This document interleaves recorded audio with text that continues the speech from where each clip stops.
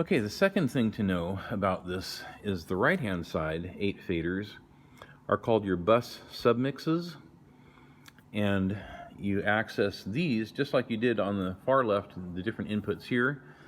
These 8 faders can represent several different things. The DCA groups are digitally controlled amps, and that's just a way of controlling multiple inputs and outputs that we don't use. We don't have anything complicated enough to need that here. However, we do use buses 1 through 5. We don't use anything on 9 through 16, although the effects like reverb and other things are over on these purple channels here on 9 through 16. But we're really not using those, just 1 through 8. Each one of these buses, these are like monitor mixes on an analog mixer. Bus 1 is the submix that we're sending out to the main array in the house here.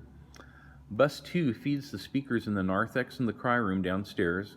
And there are volume knobs down there to adjust those as well. But currently they're set up so that a 0 level here works with the knob levels that we've set down there. And this also controls the speakers right under the platform here that are inside the sanctuary under the balcony. Loopback goes up to the loopback system over here and controls what goes to those in-ear monitors. Over here we have stream output. And this is one of the important ones. This controls what is going out to the live stream.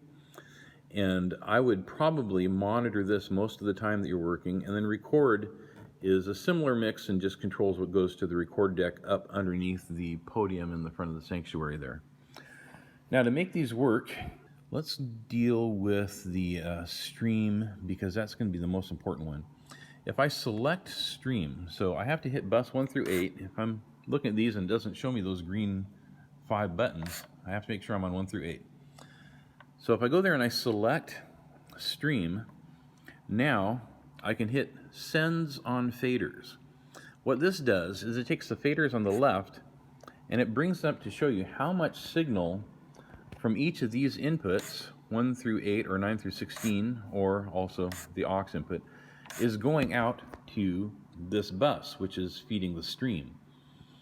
So if I select 1 through 8, select bus 4 over here for the stream, and sends on faders, it shows me that 100% of Pastor O's level is going out, 100% of Pastor G's, 100% of the podium mic, just a little bit of baptistry and the AM input. And I only leave that up there because if some point in the future somebody plugs into those and they're not getting any signal, if this was down, they might not know why. So I leave them up just a little bit so that if they're ever used, people would notice that. Then the soloist mic.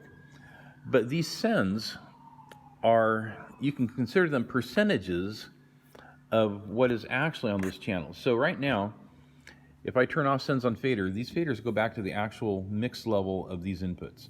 And if I say bring the podium mic down to 50%, and then go back here to sends on faders, then I'm sending 100% here, but I'm only sending 100% of that, let's turn that off, of that 50% that I was sending out. So this is going to send all of that 50% over here. So that's going to sound low. So you might wonder, hey, how come I've got this up on my sends to fader, but I'm not getting anything? Well, turn off sends on faders and go back to that input and see, is it muted? Then you'll be sending 100% of nothing. Is it on but it's down? Oh, that might be your problem. So this is set up generally that you can bring up these faders to 0 because I've controlled the input gain section up here so that if you have this fader set to 0, it's going to be about the right level in the room. Then you should be able to hit your bus over here and sends on fader. And then this just allows you to have a little more or less. So I would monitor while doing the mix. I would have the headphones, these nice little noise reducing headphones, which you get the battery out on this side by prying up this cover. Just pop it off, it comes straight up, get a fingernail underneath the edge here. And then it takes a single AAA battery in it, and then you turn it on right here. So I would have those on during a service, and then I would solo that, and this headphone jack right over down here, that headphone jack is controlled up here at this level. So I would have this turned up so I'm hearing that nice and loud in my headphones, and I know what I'm hearing on the mix.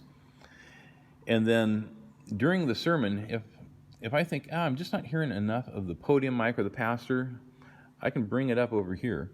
You're going to get a little bit fooled because you've got the soloist level right here, but you got the soloist right there.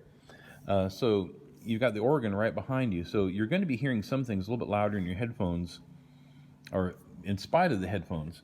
So that's why it's important to have your headphone level up pretty loud when you're monitoring what's actually going out to the stream. You need to be focusing on that actual sound. So you do that by hitting solo, and the headphones are set up that whatever you hit on solo is what you're listening to. I would always clear solo in between changing, because if you had 2 or 3 things set on solo, maybe one of these, and then you go somewhere else, you're not seeing those anymore. You don't realize that you've got multiple things on solo. If you hit, let me go back here to this DCA bus. If you hit clear solo, all the solos go off, and then you can just hit the one thing you want to listen to. So now I'm listening to the stream on my headphones, and I'm only hearing the stream, and I know what my mix going out to everybody listening at home sounds exactly like. And then I just adjust these. Because I have sends on fader, I'm not adjusting what's being done in the room. I'm only adjusting what's going out to that mix. I could go to Narthex, select Narthex here, and say the Narthex has way too much choir in their mix. So I'm going to go over to the choir inputs, and I'm just going to bring them down here. Now, because sends on fader is on, I'm not adjusting anything else for the choir except the percentage of the choir mix that is going out to the Narthex. Now, I'm not even listening to the Narthex here. You notice I got solo on there. I'm going to clear solo, and I'm going to select Narthex. And now I can be listening to the Narthex on the headphones. Or I can even go downstairs with the iPad remote control and adjust it down there. And actually listen to it there if I want to. But we'll get into that later. So, this is how you adjust the sends to each different stream that we're sending to. Another thing to note on stream, and let me clear solo and go back to solo that. Make sure sends on fader is on. And I'm going to go back to 1 through 8, my main inputs. Generally, on the stream, you need to have more of your vocals because we're used to music being loud and speech to be quiet. When we're in the room, it's okay, but at home on the TV, the speech will sound really, really quiet unless you pump it up here. So you have to make sure your speech levels are set really strong compared to everything else that's going out on the stream. If I turn off sends on fader, you'll notice that the actual levels still for the room are set at 0, but I turn on sends on faders, I'm going to bump those outputs up so that they're stronger at home and the dialogue doesn't suddenly get really quiet when somebody is speaking. The other thing we've done on the send for home is we've added a compressor in this channel. If I go over to compressor and hit view down here, it takes it up to the screen, and you'll see we've got a little bit of compression going there and a little bit of gain added to just bump up that stream. So the whole stream, everything going out, is getting compressed and then brought up a little bit so that it balances out the levels and keeps it all at more of a consistent TV level for us. Okay, that's the lesson on mixing to the buses, and next I'm going to talk about what we're sending out to eMix and why.